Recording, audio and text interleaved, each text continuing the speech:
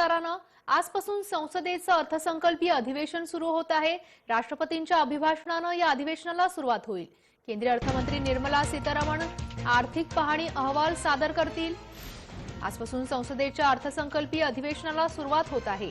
प्रथेप्रमाणे वर्षाचं पहिलं अधिवेशन असल्यामुळे याची सुरुवात राष्ट्रपती रामनाथ कोविंद यांच्या अभिभाषणानं होणार आहे।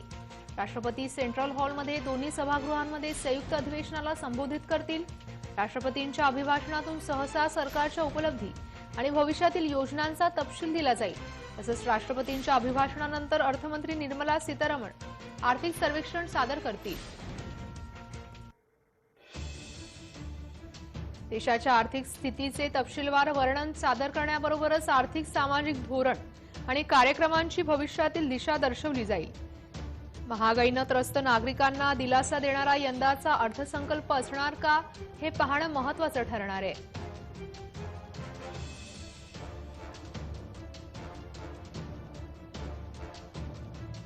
संसदेमध्ये पंतप्रधान नरेंद्र मोदी हे दाखल झाले ती दृश्य आपण पाहत आहोत। काही वेळातच संसदेचं अर्थसंकल्पीय अधिवेशन सुरू होत आहे। राष्ट्रपतींच्या अभिभाषणानं याची सुरुवात होईल। संसदेमधली थेट दृश्य आपण पाहत आहोत। संपूर्ण देशाचं लक्ष वेधलेलं आहे। अर्थसंकल्पीय अधिवेशनाकडे संपूर्ण देशाचं लक्ष वेधलंय।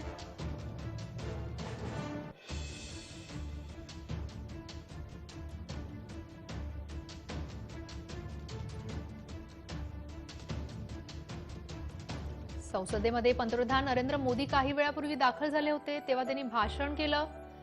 त्यानंतर संसदेच्या सभागृहामध्ये ते पोहोचलेत। राष्ट्रपतींचं सेंट्रल हॉलमध्ये भाषण होईल। ते दोन्ही सभागृहांच्या संयुक्त अधिवेशनाला संबोधित करतील। या भाषणातून सरकारच्या उपलब्धी आणि भविष्यातील योजनांचा तपशील दिला जाईल।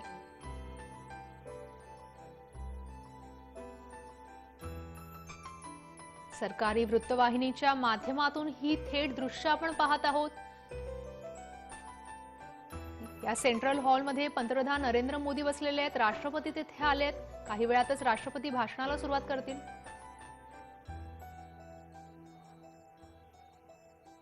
भारत के लोगों की लोकतांत्रिक मूल्यों में अगाध आस्था, अनुशासन और कर्तव्य परायणता को और मजबूत होते देखा है। आज जब भारत अपनी आज़ादी के 75 वर्ष पर अमृत महोत्सव मना रहा है, तब प्रत्येक भारतवासी की यह संकल्प शक्ति भारत के उज्जवल भविष्य के लिए असीम विश्वास पैदा करती है। इसी विश्वास के साथ मैं संसद भवन के इस ऐतिहासिक सेंट्रल हॉल से प्रत्येक भारतवासी का अभिनंदन करता हूं। मैं आज संसद के इस समवेत सत्र में देश के उन लाखों स्वाधीनता सेनानियों को नमन करता हूं, जिन्होंने अपने कर्तव्यों को सर्वोच्च प्राथमिकता दी और भारत को उसके अधिकार दिलाए। आज़ादी के इन 75 वर्षों में देश की विकास यात्रा में अपना योगदान देने वाले सभी महानुभावों का भी मैं श्रद्धापूर्वक स्मरण करता हूं।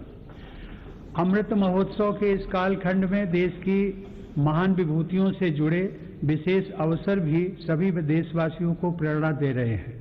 गुरु तेग बहादुर जी का 400वां प्रकाश वर्ष पर्व, श्री अरविंदो की 150वीं जन्म जयंती, V.O. चिदम्बरम पिल्लई का 150वां जन्म वर्ष और नेताजी सुभाष चंद्र बोस की 125वीं जन्म जयंती जैसे पूर्ण अवसरों को मेरी सरकार पूरी भव्यता के साथ मना रही है। सरकार ने इस वर्ष से गणतंत्र दिवस समारोह को नेताजी की जयंती पर 23 जनवरी से ही मनाने की शुरुआत की है। मेरी सरकार मानती है कि अतीत को याद रखना तथा उससे सीख लेना देश के सुरक्षित भविष्य के लिए बहुत ही जरूरी है। साहिबजादों के बलिदान की स्मृति में 26 दिसंबर को वीर बाल दिवस की घोषणा एवं 14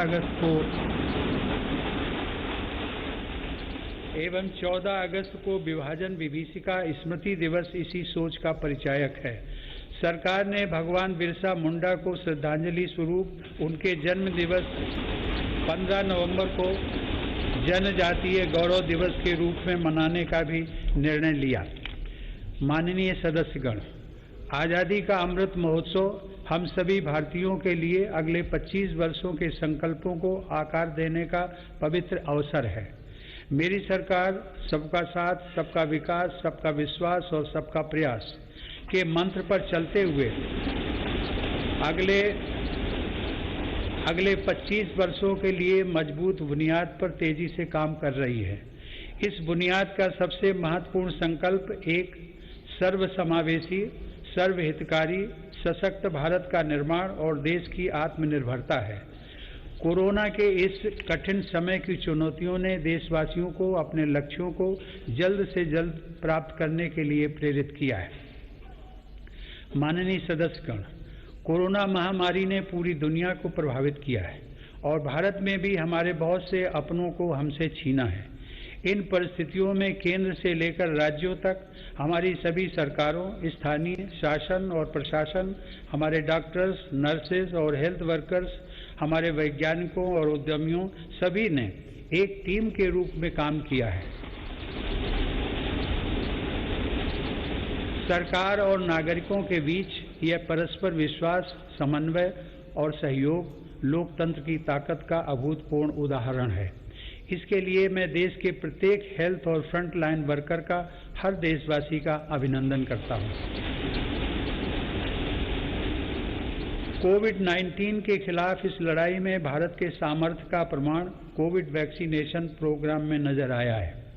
हमने एक साल से भी कम समय में 150 करोड़ से भी ज्यादा वैक्सीन डोज लगाने का रिकॉर्ड पार किया है। आज हम पूरी दुनिया में सबसे ज्यादा वैक्सीन डोज देने वाले अग्रणी देशों में से एक हैं।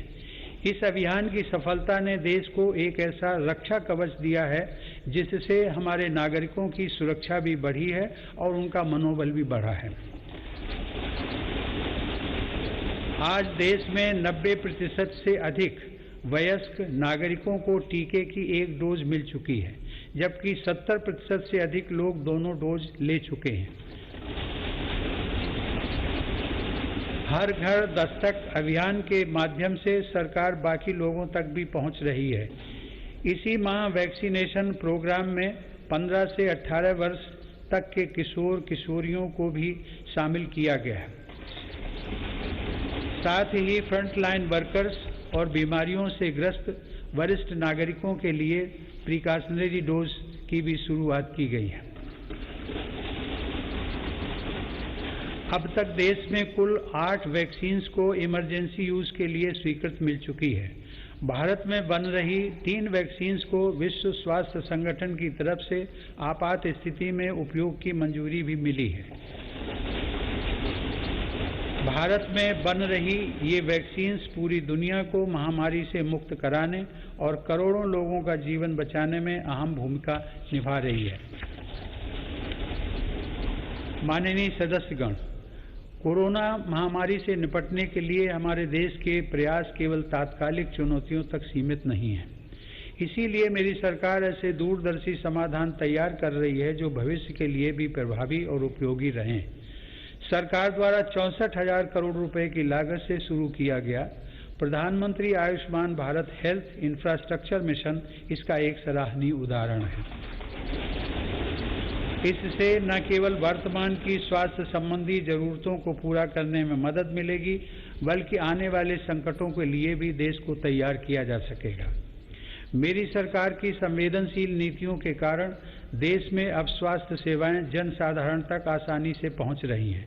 80,000 से अधिक हेल्थ एंड वेलनेस सेंटर्स और करोड़ों की संख्या में जारी आयुष्मान भारत कार्ड से गरीबों को इलाज में बहुत मदद मिली है। सरकार ने 8,000 से अधिक जन औषधि केंद्रों के माध्यम से कम कीमत पर दवाइयां उपलब्ध कराकर इलाज पर होने वाले खर्च को कम किया है। सुलभ और सुगम स्वास्थ्य सेवाओं के लिए उठाया गया आयुष्मान भारत डिजिटल मिशन भी एक बड़ा कदम है। माननीय सदस्यगण, कोरोना काल में भारतीय फार्मा सेक्टर ने भी अपनी श्रेष्ठता को साबित किया है। वर्तमान समय में भारतीय फार्मा कंपनियों के उत्पाद 180 से ज़्यादा देशों में पहुंच रहे हैं, लेकिन इस क्षेत्र में भारत के लिए संभावनाएं कहीं अधिक व्यापक हैं। फार्मा इंडस्ट्री के लिए मेरी सरकार द्वारा घोषित PLI स्कीम से इन संभावनाओं को विस्तार मिलेगा और रिसर्च को भी गति मिलेगी। सरकार द्वारा किए गए प्रयासों के परिणाम स्वरूप योग, आयुर्वेद एवं पारंपरिक चिकित्सा पद्धतियों की लोकप्रियता लगातार बढ़ रही है। वर्ष 2014 में देश से 6,600 करोड़ रुपए के आयुष उत्पादों का निर्यात होता था, जो आज बढ़कर 11,000 करोड़ रुपए से अधिक हो गया है। दुनिया के सबसे पहले WHO global centre of traditional medicine की स्थापना भी भारत में होने जा रही है। माननीय सदस्यगण, हमारे संविधान के मुख्य शिल्पी बाबा साहब डॉक्टर भीमराव आम्बेडकर ने कहा था कि मेरा आदर्श एक ऐसा समाज होगा जो स्वाधीनता, समानता और भाईचारे पर आधारित हो। प्रजातंत्र सरकार का एक स्वरूप मात्र नहीं है। प्रजातंत्र का मूल है अपने साथियों के प्रति आदर और सम्मान की भावना। बाबा साहब के इन आदर्शों को मेरी सरकार अपने लिए ध्येय वाक्य मानती है। मेरी सरकार की आस्था अंत्योदय के मूल मंत्र में है, जिसमें सामाजिक न्याय भी हो, समानता भी हो, सम्मान भी हो और समान अवसर भी हो। इसीलिए आज सरकार की नीतियों में गांव, गरीब, पिछड़े, अनुसूचित जाति एवं जनजातियों को सर्वोच्च प्राथमिकता दी जा रही है। हाल के वर्षों में पद्म पुरस्कारों के चयन में भारत की यह भावना भली भांति झलकती है। विविधता से भरे भारत में देश के कोने कोने में समर्पित जीवन जीने वाले लोग राष्ट्र सेवा में जुटे हुए हैं। उनमें भारत की शक्ति के दर्शन होते हैं। माननीय सदस्यगण, कोरोना के इस महासंकट में हमने बड़े बड़े देशों में खाद्यान्न की कमी और भूख की परेशानी देखी है, लेकिन मेरी संवेदनशील सरकार ने इस बात का पूरा प्रयास किया कि 100 साल के इस सबसे बड़े संकट में कोई गरीब भूखा न रहे। प्रधानमंत्री गरीब कल्याण अन्न योजना के अंतर्गत मेरी सरकार सभी गरीबों को हर महीने मुफ्त राशन दे रही है। 80 करोड़ लाभार्थियों को 19 महीनों से खाद्यान्न वितरित करने हेतु 2,60,000 करोड़ रुपए के खर्च के साथ भारत में आज दुनिया का सबसे बड़ा फूड डिस्ट्रीब्यूशन प्रोग्राम चलाया जा रहा है। वर्तमान परिस्थितियों को देखते हुए पूरी संवेदनशीलता के साथ मेरी सरकार ने इस योजना को मार्च 2022 तक बढ़ा दिया है। कोरोना काल में गरीब के स्वाभिमान और उसके रोजगार की रक्षा करने के लिए सरकार प्रधानमंत्री स्वनिधि योजना भी चला रही है। यह योजना हमारे रेहड़ी पटरी वाले भाइयों बहनों के लिए बहुत सहायक सिद्ध हो रही है। इस योजना के तहत अब तक 28 लाख रेहड़ी पटरी वालों को 2900 करोड़ रुपए से ज्यादा की धनराशि जारी की गई। सरकार अब इन स्ट्रीट वेंडर्स को ऑनलाइन फूड डिलीवरी करने वाली कंपनियों के साथ भी जोड़ रही है। श्रमिकों के हितों की रक्षा के लिए सरकार ने ई-श्रम पोर्टल भी शुरू किया है, जिससे अब तक 23 करोड़ से अधिक श्रमिक जुड़ चुके हैं। जनधन आधार मोबाइल अर्थात जैम ट्रिनिटी को मेरी सरकार ने जिस तरह नागरिक सशक्तिकरण से जोड़ा है, उसका प्रभाव भी हम लगातार देख रहे हैं। 44 करोड़ से अधिक गरीब देशवासियों के बैंकिंग सिस्टम से जुड़ने के कारण महामारी के दौरान करोड़ों लाभार्थियों को सीधे कैश ट्रांसफर का लाभ मिला है। डिजिटल इंडिया और डिजिटल इकोनॉमी के बढ़ते प्रसार के संदर्भ में देश के UPI प्लेटफॉर्म की सफलता के लिए भी मैं सरकार के विजन की प्रशंसा करूंगा। दिसंबर 2021 में देश में 8 लाख करोड़ रुपए से ज्यादा का लेन देन UPI के माध्यम से हुआ है। यह इस बात का उदाहरण है कि हमारे देश में जन सामान्य द्वारा बदलाव और तकनीक को बहुत तेजी से अपनाया जा रहा है। माननीय सदस्यगण, मेरी सरकार मूलभूत सुविधाओं को गरीब के सशक्तिकरण और गरीब की गरिमा बढ़ाने का माध्यम मानती है। पिछले वर्षों के अनवरत प्रयासों से प्रधानमंत्री आवास योजना में अब तक 2 करोड़ से अधिक पक्के घर गरीबों को मिल चुके हैं।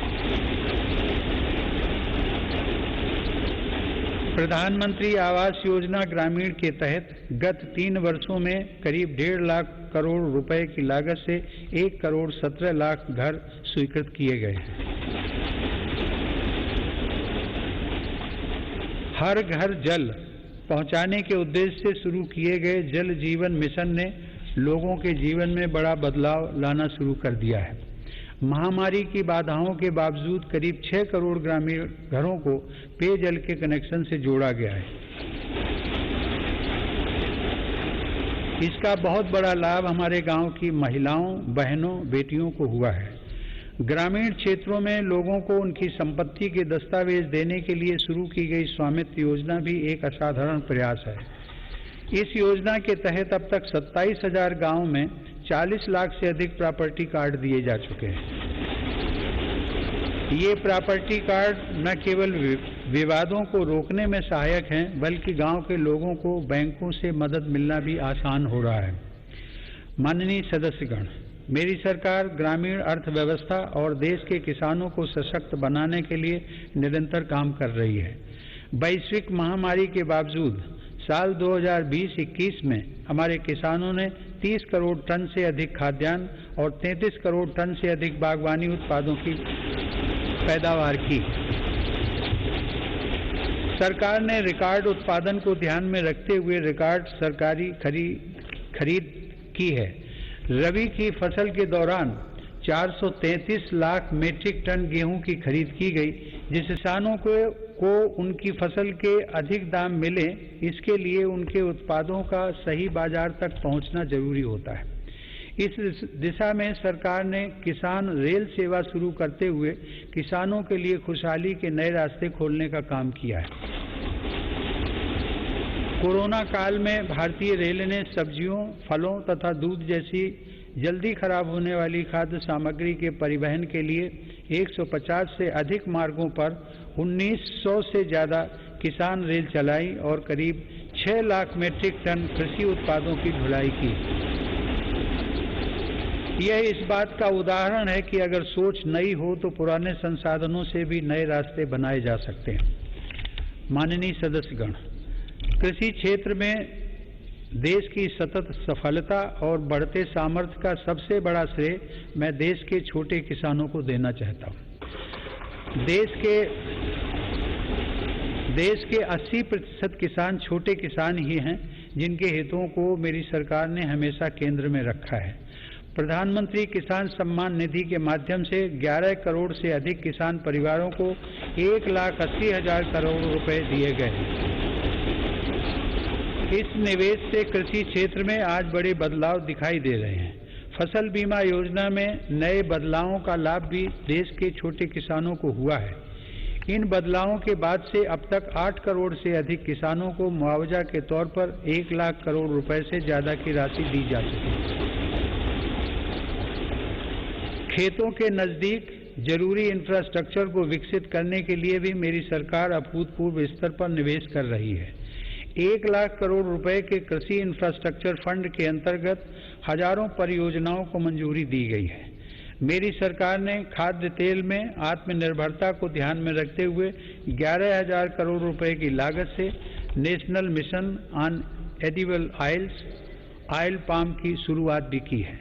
सरकार ऑर्गेनिक खेती, प्राकृतिक खेती और क्रॉप डाइवर्सिफिकेशन जैसे विशेष प्रयास भी कर रही है। यह आप सभी की जानकारी में है कि संयुक्त राष्ट्र ने वर्ष 2023 को इंटरनेशनल ईयर ऑफ मिलेट्स के रूप में घोषित किया है। मेरी सरकार इंटरनेशनल ईयर ऑफ मिलेट्स को देश के किसानों, self help groups, FPOs, food industry और जन सामान्य के साथ मिलकर व्यापक स्तर पर मनाएगी। मेरी सरकार वर्षा जल संरक्षण के लिए भी गंभीरता से काम कर रही है। देश में रेन वाटर हार्वेस्टिंग इंफ्रास्ट्रक्चर के निर्माण और पारंपरिक जल स्रोतों के जीर्णोद्धार के लिए विशेष अभियान चलाए जा रहे हैं। प्रधानमंत्री कृषि सिंचाई योजना के तहत विभिन्न परियोजनाओं और अटल भू जल योजना की मदद से देश में 64 लाख हेक्टेयर सिंचाई क्षमता विकसित की गई है। नदियों को आपस में जोड़ने की योजनाओं पर भी सरकार ने काम आगे बढ़ाया है। हाल ही में 45,000 करोड़ रुपए की लागत से पूरी होने वाली केन बेतवा लिंक परियोजना को भी स्वीकृति दी गई है। यह परियोजना बुंदेलखंड में पानी की चुनौतियों को समाप्त करने में सहायक होगी। माननीय सदस्यगण, ग्रामीण अर्थव्यवस्था को गति देने में महिलाओं की भूमिका अधिक विस्तृत होती जा रही है। 2021-22 में 28 लाख सेल्फ हेल्प ग्रुप्स को बैंकों की तरफ से 65,000 करोड़ रुपए की मदद दी गई है। यह राशि 2014-15 की तुलना में 4 गुना अधिक है। सरकार ने हजारों महिला सेल्फ हेल्प ग्रुप्स के सदस्यों को ट्रेनिंग देकर उन्हें बैंकिंग सखी के रूप में भागीदार भी बनाया है। ये महिलाएं ग्रामीण क्षेत्रों में बैंकिंग सेवाओं को घर घर तक पहुंचाने का माध्यम बन रही हैं। महिला सशक्तिकरण मेरी सरकार की उच्च प्राथमिकताओं में से एक है। उज्ज्वला योजना की सफलता के हम सभी साक्षी हैं। मुद्रा योजना के माध्यम से हमारे देश की माताओं बहनों की उद्यमिता और कौशल को बढ़ावा मिला है। बेटी बचाओ बेटी पढ़ाओ पहल से अनेक सकारात्मक परिणाम सामने आए हैं और स्कूलों में प्रवेश लेने वाली बेटियों की संख्या में उत्साहजनक वृद्धि हुई है। बेटे बेटी को समानता का दर्जा देते हुए मेरी सरकार ने महिलाओं के विवाह के लिए न्यूनतम आय को 18 वर्ष से बढ़ाकर पुरुषों के समान 21 वर्ष करने का विधेयक भी संसद में प्रस्तुत किया है। सरकार ने 3 तलाक को कानूनन अपराध घोषित कर समाज को इस कुप्रथा से मुक्त करने की शुरुआत की है। मुस्लिम महिलाओं पर केवल मेहरम के साथ ही हज यात्रा करने जैसे प्रतिबंधों को भी हटाया गया है। वर्ष 2014 से पूर्व अल्पसंख्यक वर्ग के लगभग 3 करोड़ विद्यार्थियों को छात्रवृत्तियां दी गई थी, जबकि मेरी सरकार ने वर्ष 2014 से अब तक ऐसे 4.5 करोड़ से अधिक विद्यार्थियों को छात्रवृत्तियां प्रदान की। इससे मुस्लिम बालिकाओं के स्कूल छोड़ने की दर में महत्वपूर्ण कमी दर्ज की गई है तथा उनके प्रवेश में वृद्धि देखी गई है। देश की बेटियों में सीखने की क्षमता को बढ़ावा देने के लिए राष्ट्रीय शिक्षा नीति में जेंडर इंक्लूजन फंड का भी प्रावधान किया गया है।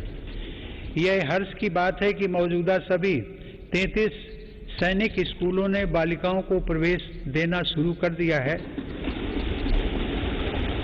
सरकार ने राष्ट्रीय रक्षा अकादमी में भी महिला कैडेट्स के प्रवेश को मंजूरी दी है। महिला कैडेट्स का पहला बैच एनडीए में जून 2022 में प्रवेश करेगा। मेरी सरकार के नीतिगत निर्णय और प्रोत्साहन से विभिन्न पुलिस बलों में महिला पुलिसकर्मियों की संख्या में 2014 के मुकाबले दोगुनी से ज्यादा बढ़ोतरी हो चुकी है। माननीय सदस्यगण, महान संत तिरुवल्लुवर ने कहा था, कक्कर्क कसड्डर कर्प वही कट्रपिन निकर्क अद्दकर्क तगा। अर्थात एक व्यक्ति जो कुछ भी सीखता है वह उसके आचरण में दिखाई देता है। आत्मनिर्भर भारत के संकल्प व सामर्थ्य को आकार देने के लिए मेरी सरकार देश में नई राष्ट्रीय शिक्षा नीति लागू कर रही है। राष्ट्रीय शिक्षा नीति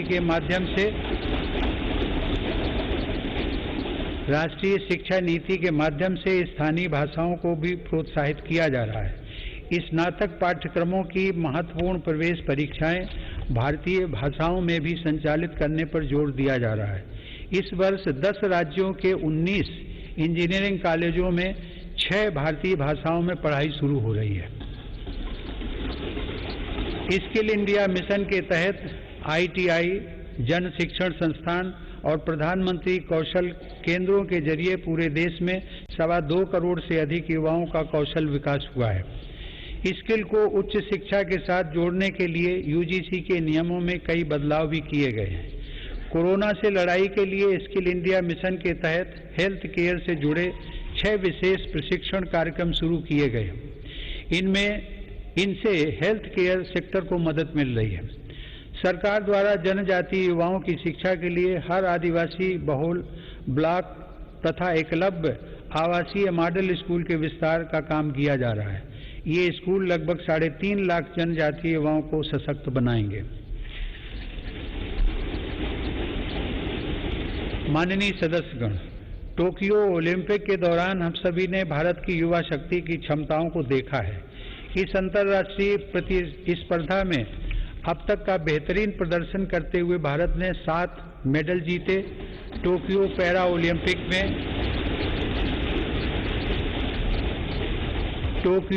ओलंपिक में भी भारतीय पैरा एथलीटों ने 19 पदक जीतकर रिकॉर्ड कायम किया। ओलंपिक प्रतिस्पर्धाओं तथा खेलकूद में भारत की उपस्थिति मजबूत करने के लिए केंद्र सरकार राज्य सरकारों के साथ मिलकर देश में सैकड़ों खेलो इंडिया केंद्र स्थापित कर रही है। पैरा स्पोर्ट्स में दिव्यांग युवाओं को ट्रेनिंग देने के लिए सरकार ने ग्वालियर में आधुनिक सुविधाओं से युक्त सेंटर फॉर डिसेबिलिटी स्पोर्ट्स की स्थापना भी की है। माननीय सदस्यगण, दिव्यांग जनों के लिए सुगमता, समानता और सम्मानपूर्ण जीवन के अवसर प्रदान करना एक समाज के रूप में हमारी सामूहिक जिम्मेदारी है। इस दिशा में आज सुगम्य भारत अभियान हमारी राष्ट्रीय संवेदना का परिचय दे रहा है। दिव्यांग जनों का जीवन बदलने के लिए देश में निःशुल्क सहायक उपकरणों से लेकर कॉकलियर इम्प्लांट सर्जरी जैसे प्रोग्राम चलाए जा रहे हैं। इन कार्यक्रमों के अंतर्गत अब तक 25 लाख से अधिक दिव्यांग व्यक्तियों को सहायता उपकरण उपलब्ध करवाए गए हैं और करीब 4000 सफल कॉकलियर इम्प्लांट किए गए हैं। इन्हीं प्रयासों को आगे बढ़ाते हुए सरकार ने मध्य प्रदेश में national institute of mental health rehabilitation की स्थापना भी की है। दिव्यांग युवाओं के भविष्य के लिए 10,000 शब्दों की इंडियन साइन लैंग्वेज डिक्शनरी भी बनाई गई है। माननीय सदस्यगण, हमारा स्टार्टअप इकोसिस्टम हमारे युवाओं के नेतृत्व में तेजी से आकार ले रही अनंत नई संभावनाओं का उदाहरण है। वर्ष 2016 से हमारे देश में 56 अलग अलग सेक्टर्स में 60,000 नए स्टार्टअप्स बने हैं। इन स्टार्टअप्स के जरिए 6 लाख से अधिक रोजगारों का सृजन हुआ है। वर्ष 2021 में कोरोना काल में भारत में 40 से अधिक यूनिकॉर्न स्टार्टअप अस्तित्व में आए, जिनमें से प्रत्येक का मूल्य 7,400 करोड़ रुपए से अधिक आंका गया है। मेरी सरकार की नीतियों की वजह से आज भारत उन देशों में है जहां इंटरनेट की कीमत सबसे कम है तथा स्मार्टफोन की कीमत भी सबसे कम है। इसका बहुत बड़ा लाभ भारत की नौजवान पीढ़ी को मिल रहा है। भारत 5G मोबाइल कनेक्टिविटी पर भी तेजी से काम कर रहा है, जिससे अनेक नई संभावनाओं के द्वार खुलेंगे। सेमीकंडक्टर को लेकर भारत के प्रयासों का बहुत बड़ा लाभ हमारे स्टार्टअप इकोसिस्टम को होगा। भारत के युवाओं को तेजी से बदलती टेक्नोलॉजी का लाभ मिले, इसके लिए भी सरकार ने अनेक नीतिगत निर्णय लिए हैं। कई नए सेक्टरों में प्रवेश के द्वार खोले। सरकार ने startups intellectual property protection programme के माध्यम से पेटेंट और ट्रेडमार्क से जुड़ी प्रक्रियाओं को आसान बनाया है, उन्हें नई गति दी है। इसी का परिणाम है कि इस वित्त वर्ष में पेटेंट के लिए लगभग 6,000 और ट्रेडमार्क के लिए 20,000 से ज्यादा आवेदन किए गए हैं। माननीय सदस्यगण, मेरी सरकार राष्ट्रपती रामनाथ कोविंद यांचं अभिभाषण आपण ऐकलं। सरकारी योजनांमध्ये गोरगरिबांना प्राधान्य दिलं असल्याचं राष्ट्रपतींनी म्हटलं, तर मध उत्पादन 1 लाख मेट्रिक टनाहून अधिक असल्याचं राष्ट्रपतींनी म्हटलंय। पंतप्रधान आवास योजनेअंतर्गत 2 कोटी जनतेला घरं मिळाल्याचं राष्ट्रपतींनी म्हटलंय। रब्बी हंगामातल्या धान्य खरेदीमुळे शेतकऱ्यांना त्याचा फायदा झाला।